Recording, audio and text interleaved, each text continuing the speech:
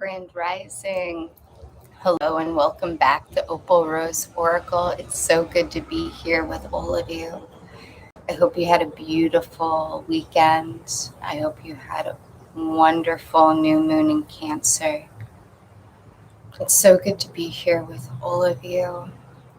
And if you're new to my channel, welcome. It's wonderful to have you here. You have found us on Moonday, which means you've found us on our guided meditation day. We are doing guided meditations from Amy Bamel Wilding's Wild and Wise. We're going through the goddesses. This week's goddess is Sekhmet, and what we're going to be meditating on this Monday, this Moonday, is rage, the sacred power of rage. So, before we begin, make yourselves comfortable. If you need water, please get yourself some water. If you need a blanket, a pillow, whatever will allow you to be comfortable during our guided meditation, do those things. And we will begin by reading the opening passage, then go straight into the meditation. I highly recommend having your journal with you because at the end we will have questions for deeper reflection.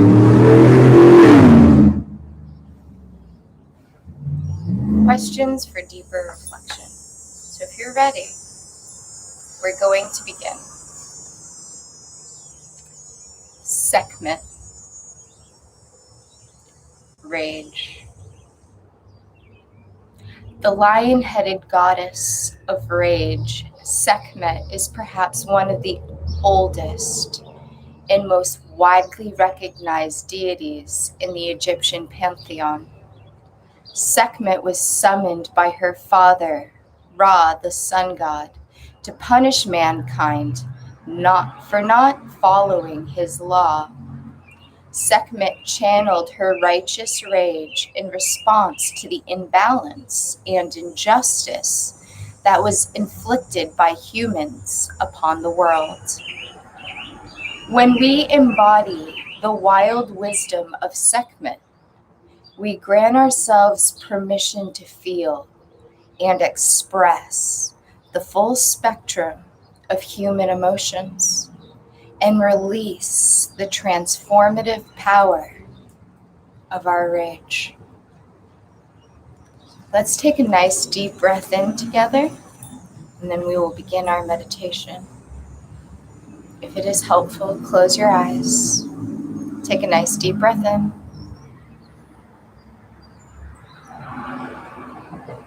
And exhale. Beautiful. Sit or lie comfortably and take another deep breath in. As you exhale, feel yourself sinking heavily, fully supported by sand. As you begin to become aware of your surroundings, you realize that you are in a desert with nothing but dunes in every direction and the sun high in the sky. On your skin, you feel the heat of the sun. In your heart, you feel despair for the state of the world. And as you scan the horizon, you see a figure walking toward you with the body of a woman and the head of a lioness. Upon her head rests a crown adorned with the golden sun disk of the sun, and you recognize her as the goddess Sekhmet. Hi, honey. Greetings, sister, she says. Why have you come here to sit alone in the vast emptiness of the desert? You want to read? I'm reading a story. I'm live on YouTube right now. Do you want to listen? Yeah. You can listen. We're reading the story of Sekhmet She's a lion-headed goddess. We have a friend from next door. You can come and listen. All right, I'll read a little louder. Greetings, sister, she says. Why have you come here to sit alone in the vast emptiness of the desert? I'm here because I can no longer live in this world. I can't bear the injustice and imbalance any longer. And there's nothing I can do about any of it. So I came here. Ah, says Sekhmet, I understand. You have never been taught the transformative power of your rage. You, like all women of your culture, have been taught only to repress your anger, to deny your powerful feelings, and dwell instead in the patriarchy-approved feelings of sadness and despair. After pondering this for a moment, you reply, yes, I think you're right. Okay. I'll be right back out. After pondering this for a moment, you reply, yes, I think you are right. From my earliest moments, I was told time and again that my anger was not allowed. That my anger was not allowed. My right to feel rage was taken from me and was given over completely to the domain of boys and men, just as their sadness was taken from them and given over to me. And now, all I know how to feel is sad. Sekhmet says, despite everything you've been conditioned to believe, your feelings of anger and rage are valuable. Anger is a potent warning that deserves your attention and response. Rage in the face of injustice is one of the most powerful forces in the world, and it is needed now more than ever. But it's too late, you say. I was robbed of my rage, and now it is gone. No, says Sekhmet. It isn't gone. Just as the sun is hidden from view each night only because of your limited human perspective, your rage is a force of nature that can never be taken from you. Come in. You reflect on Sekhmet's words and feel the intense heat of the desert sun. As the external heat intensifies, you begin to feel the internal heat of the unexpressed rage that has always been within you. You remember this feeling, and you resist the urge to keep the rage in, to tamp it down or transmute it to despair, as you have been taught to do. Let it out, sister, Sekhmet says. Holding your rage within you harms you, and it does not serve the well-being of the world.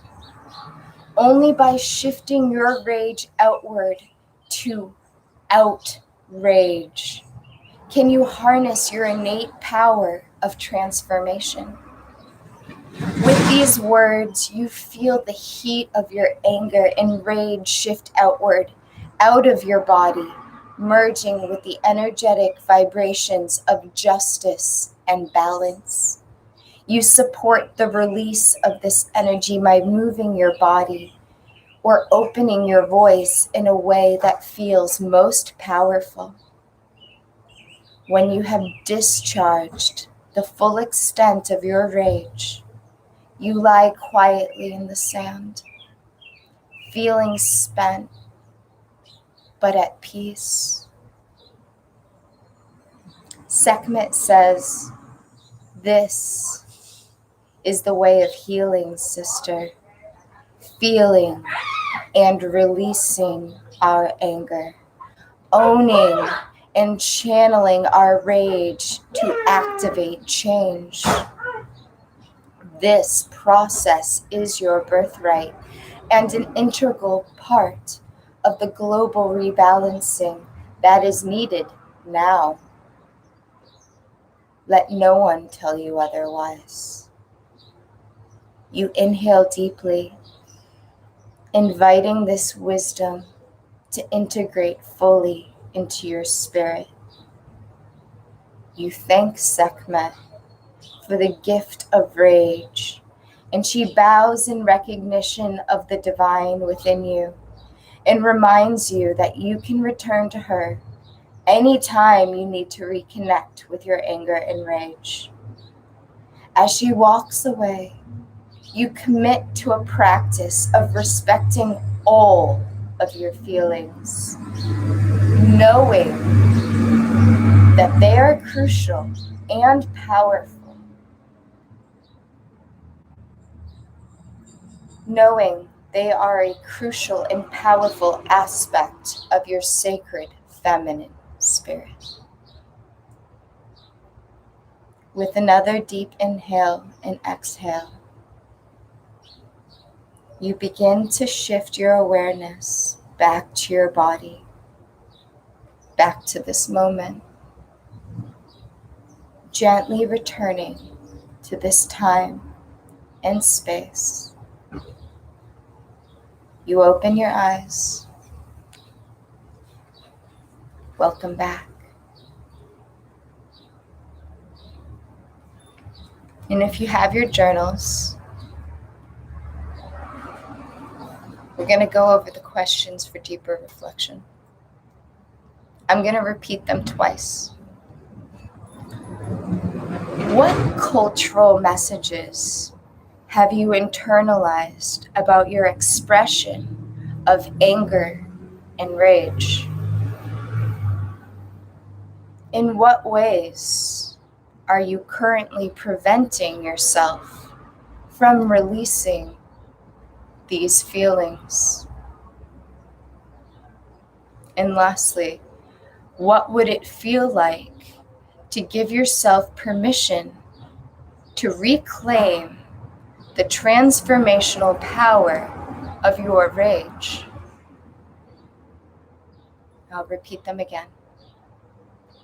What cultural messages have you internalized about your expression of anger and rage? In what ways are you currently preventing yourself from releasing these feelings? What would it feel like to give yourself permission to reclaim the transformational power of your outrage?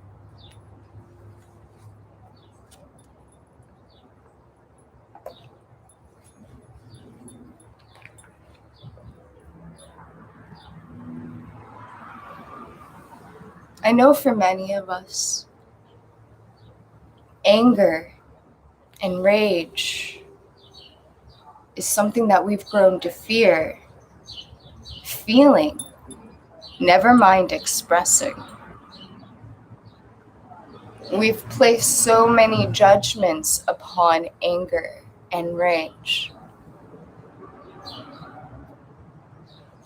that it is bad. And in the eyes of toxic positivity, it is low vibe.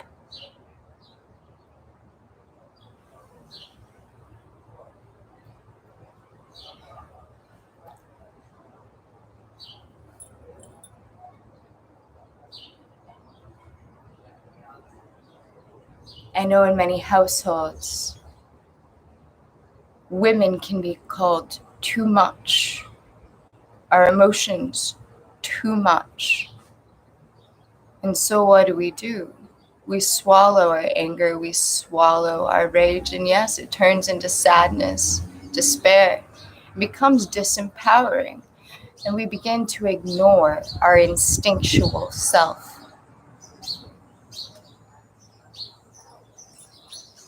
Anger and rage in the face of injustice is holy. All our emotions are sacred. When we become angry enough or outraged at an injustice, we are moved to create balance,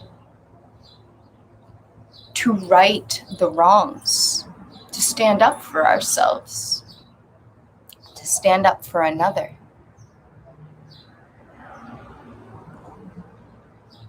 Swallowing our rage, swallowing our anger has bred complacency in our society, chronic disempowerment, where we feel disempowered to do anything to change our society, our own lives.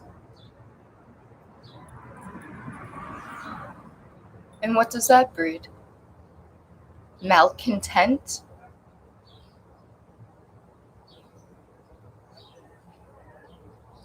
future and further disempowerment of ourselves and others.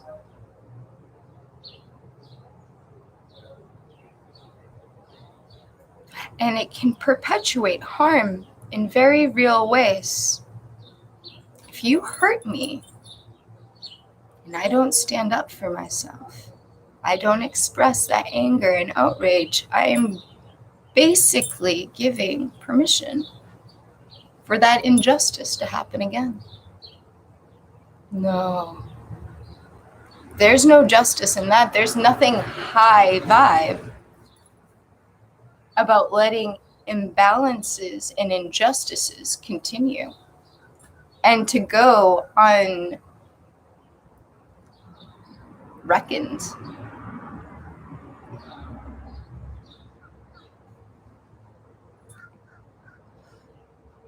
If you touch a hot stove, it burns you. You express the pain, and you learn very quickly not to touch a hot stove.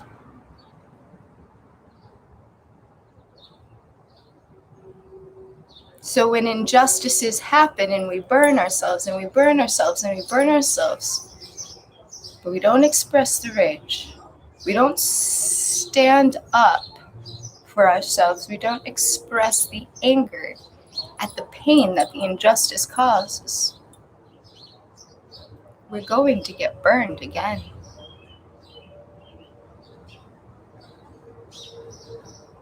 The divine doesn't want that. There's nothing holy about that.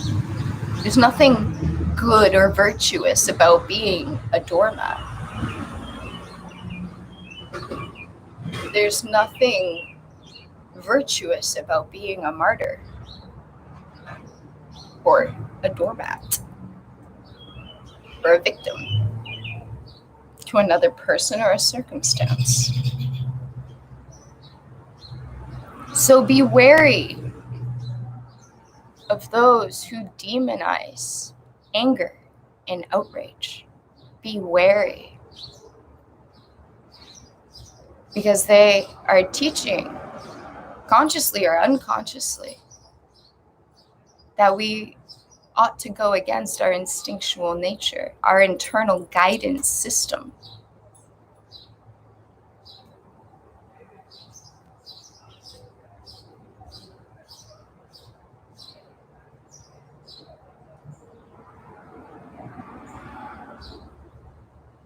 Our eternal guidance system is something that we listen to. It is our intuition, those feelings guide us. we are going to embrace the powerful nature of our full spectrum of emotions and what our emotional guidance system tells us. We're going to respect the anger that comes up in the face of injustice. And we're going to empower ourselves, heal our throat chakras and our solar plexus chakras by saying no. Enough is enough. What you did made me angry. What you did was wrong. What was said was wrong.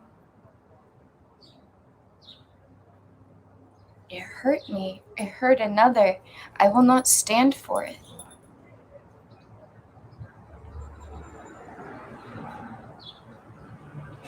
If you see a child getting bullied, you should be outraged.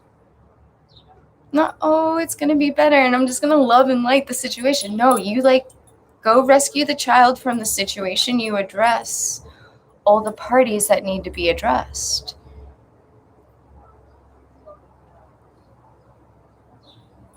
When you create a safe space for that child, for future children, we do the same thing for ourselves.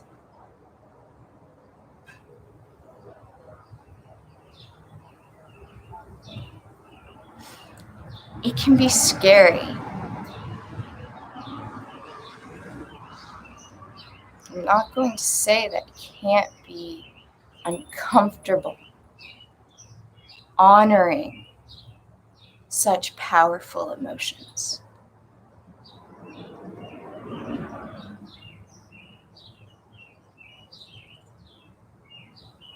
But when we can honor that and speak up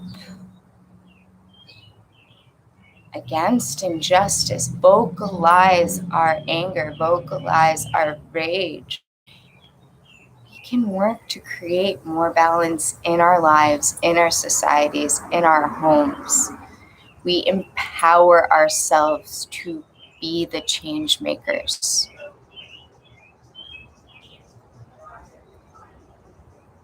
And we are empowered beings. We are powerful beings. So let's just take a nice deep breath in and send some honor, some respect for our deep and powerful emotions. For those places where our hearts and souls have felt anger and rage, have had that deep desire to create change, to honor the part of you that's saying enough is enough.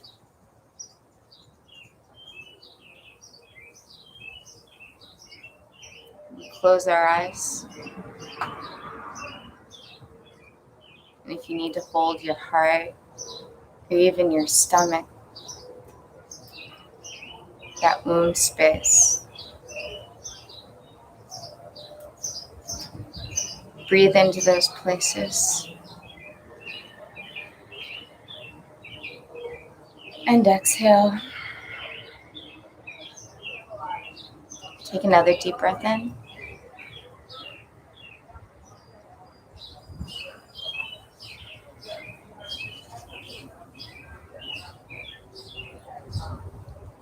Now, before I let you go, I am going to send you some Reiki for all the places and spaces that we, as a collective, have been brainwashed into disempowerment, into the stifling and swallowing and choking of our rage, of our sacred anger. All you have to do is accept the energy verbally or mentally. Say, I accept, and we'll send healing to those areas where we have denied our sacred truth, where we have denied our powerful emotions.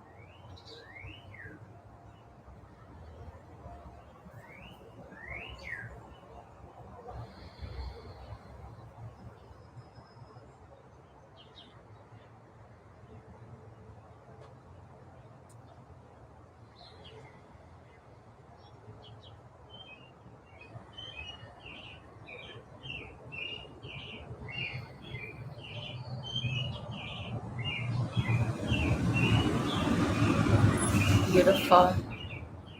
Beautiful. I hope you have a beautiful, blessed week. I want to thank you for your patience. We have new neighbors, they have children, and we're going to have to figure out the best time and space to put these out so that we can have peace.